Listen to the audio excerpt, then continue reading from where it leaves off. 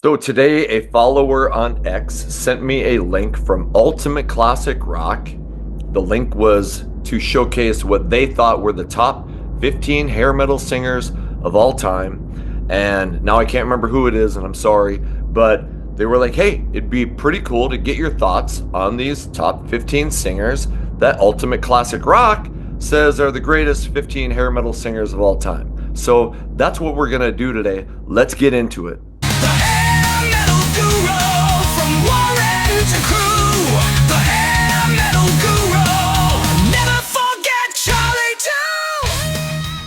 Welcome to the Hair Metal Guru. My name is Anthony. They call me the Guru, and that's right, talking about Ultimate Classic Rock's 15 greatest hair metal singers of all time. I've looked at the list. I have not written down any notes, except for the names that I saw that were missing. So I don't really know, what I'm going to say as we get into this, but let's get into it, and let's start at number 15. It's Don Dokken from Dokken. Now, I'm a big Dokken fan. Okay. I'm a big fan of the Don Dokken solo album. The first four Dokken albums are fantastic.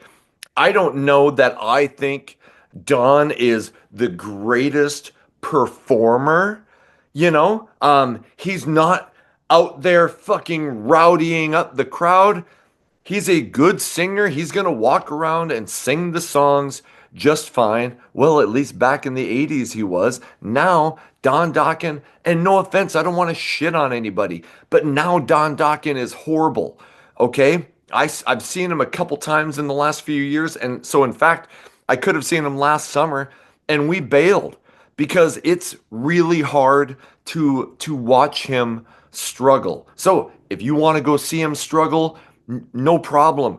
Go do it. So, is he the 15th greatest hair metal singer of all time? Well, here's what I can tell you seeing the list is they were not going to put any unknowns in here. You're not going to get Derek Welsh from McQueen Street. You're not going to get Ron Taylor from Lillian Axe. They're only talking about the big name guys from bands that sold a lot. And obviously Don's a part of that. So I'm not complaining about Don being on the list. He probably should be on the list. At 15, well, let's get into it a little bit more and then we'll kind of see if we need to rearrange any of this shit, which I have not done. I have done a video on my top 10 hair metal singers of all time. I did that with I think it was Ryan. So, you can go check that out. But anyway, let's get back into the list. Number 14 is Jack Blades from Night Ranger. I love Night Ranger. Here's why I kind of have a problem with him being on this list is number one, Night Ranger is really on the outskirts of whether or not they should be included in hair metal. So that's number one. I really like Night Ranger. I really like Jack Blades. You could probably include him for, being in Damn Yankees. That might fit more into the hair metal mold. But another problem with Night Ranger is that, ballads were a huge part of the hair metal scene. And in Night Ranger, their drummer, Kelly Kagi, he sang all the ballads. He sang Sentimental Street. He sang Sister Christian. He sang all of that stuff. So, I'm leaning towards Jack Blades probably shouldn't be in the list. And Jack, no offense, because I fucking think you're awesome. Okay, number 13. Janie Lane at 13. Are you fucking kidding me? I already know that I completely disagree with that. He needs to be dramatically higher, and here's why.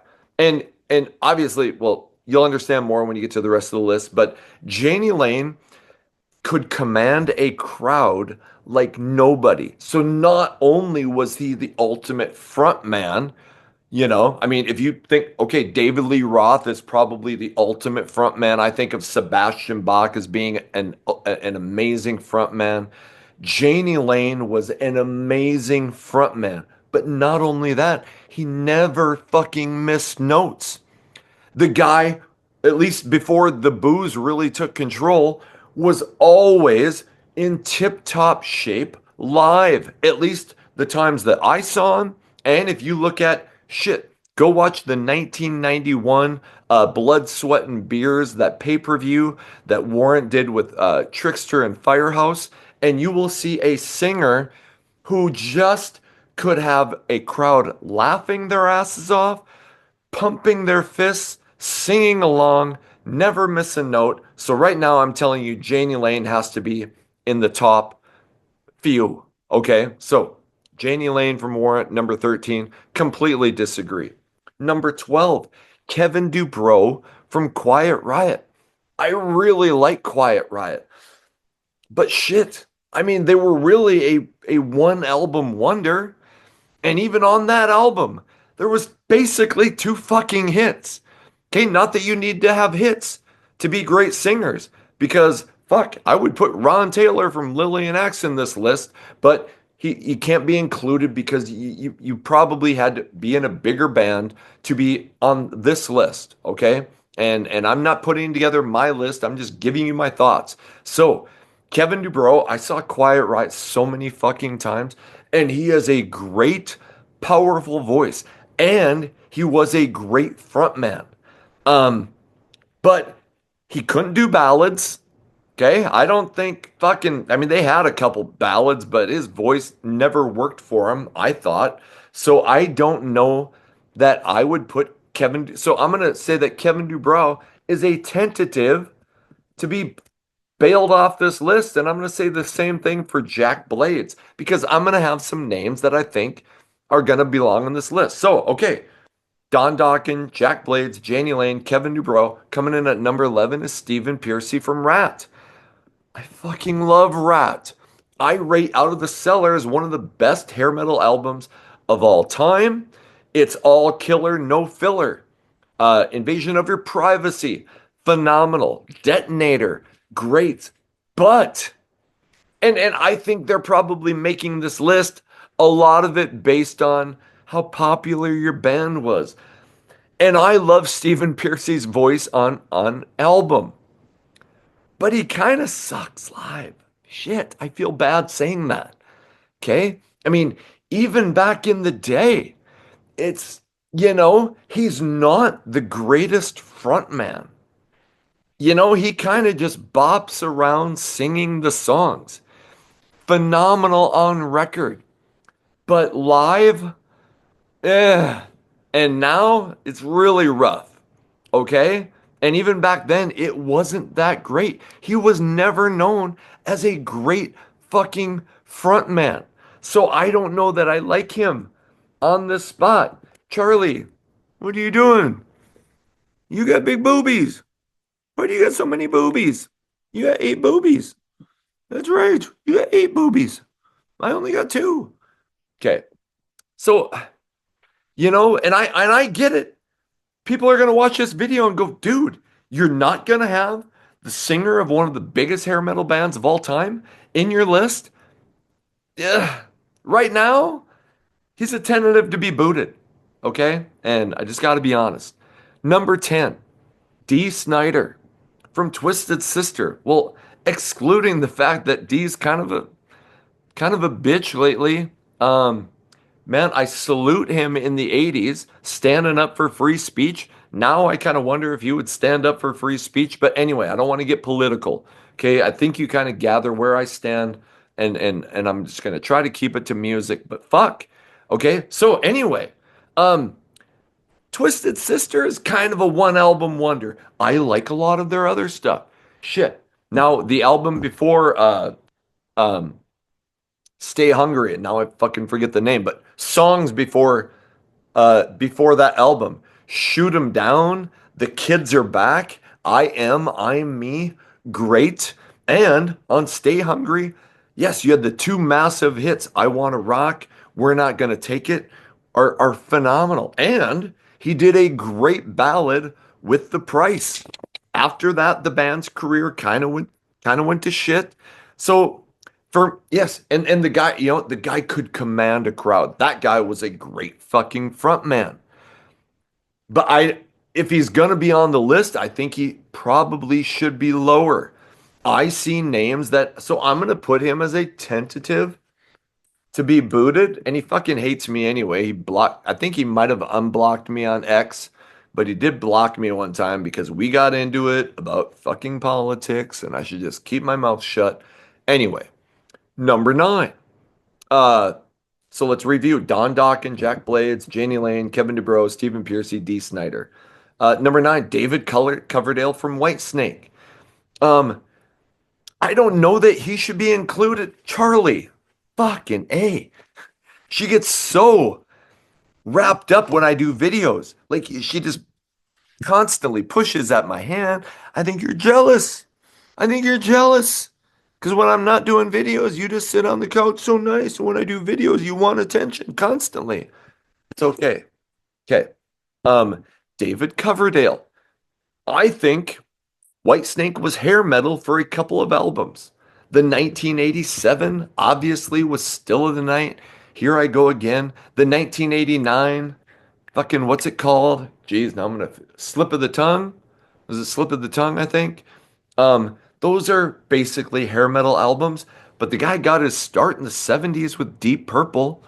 Whitesnake before, well, at least before part of the Slide It In album was just basically a hard blues rock band. So, and David Coverdale never struck me as the fucking fuck yeah hair metal frontman. He was more of the guy who was like, "All right, ladies and gentlemen," and he was kind of guy who I think would put his pinky in the air when he was drinking his tea. I don't know. I mean, I love some of those Whitesnake albums, but I don't know if I consider the epitome of a hair metal frontman. Great singer. So, yes, sure, he should be on the list. I don't know if at number nine, but anyway. And by the way, I'm not going to rearrange everything. I'm just going to tell you, maybe some people who should not be in there, some spots that I disagree with, and then at the end, I'm going to give you some names that I think really could have been included. Okay, let's move on to number eight. It's Vince Neil from Motley Crue. I get it. Fuck, it's Motley Crue. I mean, they basically are the originators, them and Van Halen, even if you, and this thing considers, because you're going to see some Van Halen singers in here. So they're right up there with Van Halen as far as creating what hair metal came to be. And I salute that. Was Vince Neil the greatest frontman? Well, uh, no. I mean, he was good. Was he a great singer? No. He was decent. Even on album, I often thought that Vince's vocals were the weak spot on album for Motley Crue. I still love Motley Crue, especially early Motley Crue. Too Fast for Love, Shout at the Devil. I do like a lot of Girls, Girls, Girls. I Dr. Feelgood hasn't aged as well as you know, as well as some people think. I love the 1994 album, and Vince is horrible live now. I just have to be honest, okay?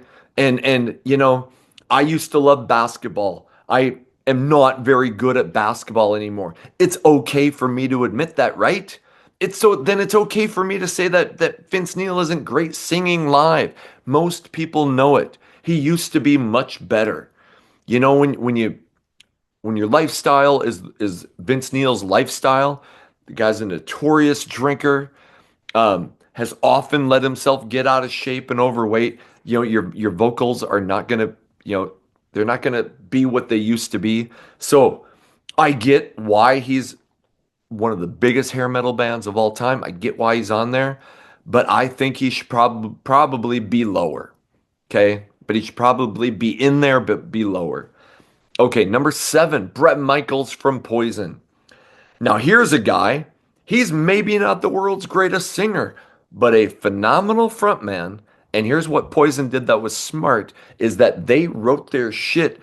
They weren't trying to do the screamy high vocals. So Bret can still sing Poison shit and it sounds good. And he's so upbeat and positive and energetic on stage that you just can't help but be pulled in by his performances. And I never got to see the stadium tour, but I have seen in the recent 6 7 years, I have seen all of Def Leppard, Motley Crue, and Poison, and I think a lot of people agree that Poison put on the best show. Does that mean they have the best catalog? No. But Poison were the best, most energetic, fun concert between them, Motley Crue, and Def Leppard. Um, so I shit. So to me, Brett might maybe should be higher. Maybe. Again, not the world's greatest singing voice, but for what they did, he did it phenomenally well. Okay. Six, John Charlie. Fuck. Please. I love Charlie. But shit. She just it's constantly grabbing my hand and making me pet her, which I love petting Charlie. But she never does this unless I'm doing videos. Because you're jealous. 'Cause you, yeah, because you want to be famous on YouTube. That's right. Because you're very smart, you're very pretty, you're very nice, and now you're very annoying. Okay. Next, John Bon Jovi. Okay. Shit.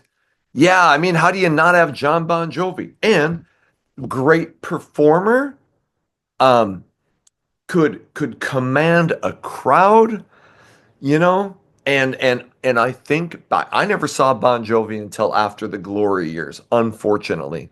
Probably the late 90s. I would give anything to have seen the Bon Jovi Skid Row or Bon Jovi Cinderella tours. So I I won't disagree at all. I will say, and shit, in the Bon Jovi documentary, John acknowledged his vocal problems. I love that. I love that. He's like, shit, I can't do it like I used to. I need to work on something or we're not going to be able to tour.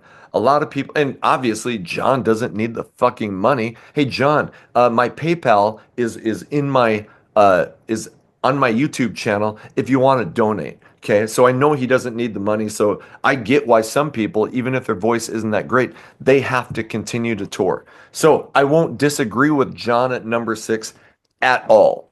Number five, and you had to know this guy was coming. It's Sebastian Bach from Skid Row. And shit, should he be higher? Okay, let me say this. And I've said this so many times.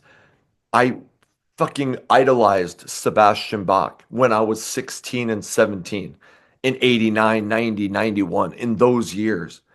The guy on record is amazing. But live, yes, he's still good live. He's still good. But you can even watch old Skid Row shows from 89 and you're going to hear a bunch of shit notes here and there. He'll sound great, but and part of it wasn't his fault because Skid Row wrote that shit so high. How can anybody sing that? Eric Gronwall struggled with it. I mean, he was great, but so anyway, great on record. Slave to the Grind, holy fuck. The debut, holy fuck. And the guy knew how to fucking rile up a crowd. He was funny. He swore all the fucking time. And when you're a young kid, you're just like, yeah, fucking A, swear. Okay. That's probably why I do it now, because I never matured past 16 anyway. So, no problem with Sebastian Bach being in at number five. Number four, Joe Elliott from Def Leppard. And I think Joe Elliott is a great live singer. I've seen Def Leppard numerous times, and you don't hear him fuck up a bunch. Okay. And Def Leppard obviously has a great catalog. So, two 10 million selling albums. I'll just say this. I don't think he's the best in between songs. He's not fucking riling up the crowd like Bret Michaels or like Janie Lane or like Sebastian Bach. He just sounds really good vocally. So obviously he's going to be on the list. And they were so fucking big. I get that's probably why he's at number four. A lot of people won't put Def Leppard, don't think of Def Leppard as hair metal because when they came out in 79, they would have been called new wave of British heavy metal. I obviously talk about Def Leppard a lot on the channel, and so yes, I'm fine with calling them hair metal. I'm fine with people saying I prefer not to call them hair metal. So he's got to be on the list. And number four, probably in that 4, 5, 6 range. Number three from Ultimate Classic Rock is Sammy Hagar. I Sammy Hagar, man, that dude vocally is still fucking great. And the dude's like 76. How the fuck can you still pull that shit off? But I saw him numerous times, never saw him with Van Halen, saw him numerous times solo, unbelievably vocally, unbelievable vocally. Fuck, spit it out. Yes, I used to teach English. Yes, the guru can read. So I don't know that he should be that high. Okay, but I guess the guy had a monster solo career, a monster career with Van Halen. The guy can sing. The guy is a great frontman. I just I guess I'm not going to argue with it much. Number 2, David Lee Roth. Okay, a lot of people will complain. They'll say, "Well, Van Halen was before hair metal." I get it. Okay, but I also think, Van Halen fits kind of in with the hair metal ethos. Most hair metal bands were trying to recreate Van Halen, and most hair metal singers fucking worshipped at the altar of David Lee Roth. So I get it. And I'm not gonna argue. I don't think his voice kind of sucks live. Okay, I mean, at least later on in the early, I never saw Van Halen. I've seen David Lee Roth solo multiple times. Saw him on the Kiss End of the Road tour. It was a struggle for him. It was hard to watch, in my opinion. Saw him in either it was either 89 or 90 with Cinderella opening. And I was like, shit, the band does a lot of the singing. He jumps around and yells and screams.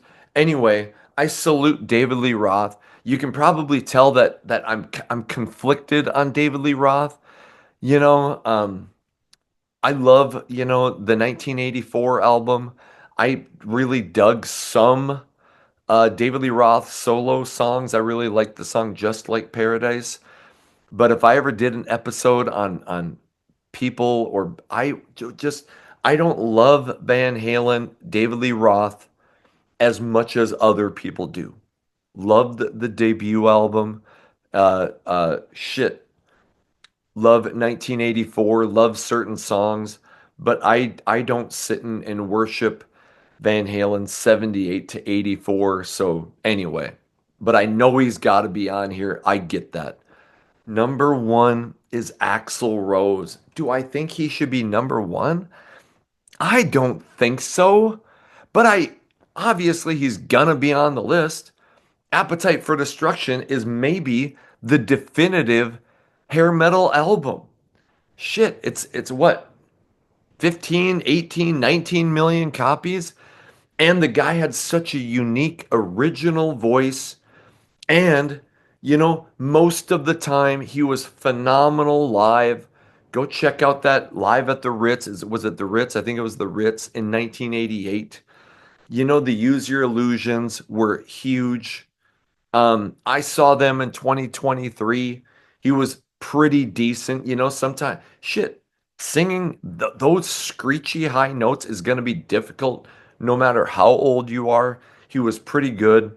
So I knew he was going to be up there pretty high, but I think for me, total package, I'd probably put Janie Lane right at the top. I'd probably put Sebastian Bach really close to the top. Um, Brett Michaels for singing and the performer part of it, the ability to get the crowd going, he would be close to the top. Probably John Bon Jovi for what he was in the early days, um, would be close to the top. Now, what are they missing? Tom Kiefer isn't on the list. I think Tom Kiefer, I would have no problem putting him in place of Dee Snider, or maybe Kevin Dubrow, or maybe Jack Blades, or maybe Stephen Piercy. Sorry. How do you not have Jack Russell from Great White on the list? He's got to be in there somewhere, right? Maybe in place of one of those guys. The guys who I would consider taking off the list: Dee Snider, Stephen Piercy, Kevin Dubrow, Jack Blades. And I love all of those bands that they sang for. But for the reasons I explained earlier, kind of wonder about including them. Sorry, fucking sue me. So Jack Russell, I feel like, should be on there. Tom Kiefer should be on there. So I think Steve Whiteman from Kix has to be in the top 15. Has to. Kix is phenomenal. He was an amazing fucking frontman. I saw him was it well on the Kix farewell tour. He was still phenomenal. Didn't miss notes. Had the crowd in the palm of his hand. Fuck. I I have a hard time not including Phil Lewis from LA Guns. I really think Jeff Keith from Tesla has to be on that list. Has to. Jeff Keith. Um, Mike Tramp might make the list. Might. Um, Kip Winger could be on the list. CJ Snare never missed notes. Was phenomenal. And Klaus Mine. I know a lot of people won't say that Scorpions is hair metal, so for that reason, I don't really include him. But a lot of their '80s shit was pretty much hair metal. But I can see why we leave him off. Um, so Lita Ford, Gary Sharon.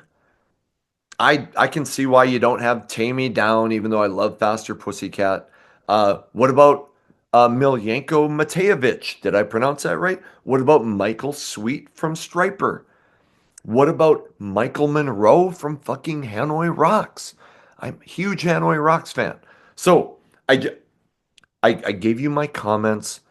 I have a lot of disagreements. I told you the guys who I thought should have been dramatically higher, and I threw out some names that, I feel should have been in there or should have at least been a strong consideration for to make the ultimate classic rock top 15 hair metal vocalists of all time.